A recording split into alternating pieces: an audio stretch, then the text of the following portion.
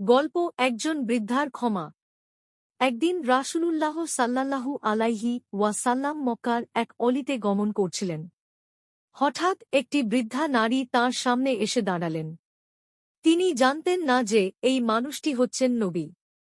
বৃদ্ধাটি বললেন, বাবা, আমি একজন একা নারী। আমার সাথে কিছু মালপত্র আছে। তুমি কি আমাকে কিছুদূর বহন করে নিয়ে যেতে পারো? রাসূলুল্লাহ সাল্লাল্লাহু আলাইহি ওয়াসাল্লাম বিনা সহকারে মালপত্র নিয়ে হাঁটতে লাগলেন। পথে যেতে যেতে বৃদ্ধা নারী বারবার এক ব্যক্তির নিন্দা করতে লাগলেন।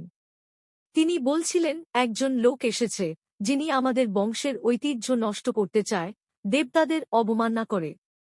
তিনি বলেন, সবাইকে এক আল্লাহর ইবাদত করতে হবে। রাসূলুল্লাহ সাল্লাল্লাহু আলাইহি ওয়াসাল্লাম কোনো কথা না বলে শান্তভাবে তাঁর মালপত্র বহন করে যাচ্ছিলেন। গন্তব্যে পৌঁছে বৃদ্ধা নারী বললেন, বাবা, তুমি খুব ভদ্র ও সহানুভূতিশীল। তোমার উপকারের প্রতিদান আমি দিতে পারব না। তবে তোমাকে একটা উপদেশ দিতে চাই, সেই লোকটার ধারেকাছে যেও না, যে মুহাম্মদ নামে পরিচিত। রাসূলুল্লাহ সাল্লাল্লাহু আলাইহি ওয়াসাল্লাম তখন হেসে বললেন, আমি মুহাম্মদ। বৃদ্ধা চমকে গেলেন, তাঁর চোখে পানি এসে গেল। তিনি বললেন, তুমি যদি মুহাম্মদ হও, তবে আমি সাক্ষ্য দিচ্ছি, আল্লাহ ছাড়া কোনো উপাস্য নেই এবং মুহাম্মদ সাল্লাল্লাহু আলাইহি ওয়াসাল্লাম তাঁর রাসূল।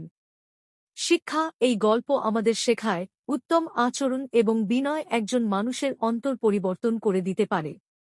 ইসলাম কেবল ভাষায় নয়, কাজের মাধ্যমে মানুষের হৃদয়ে পৌঁছে।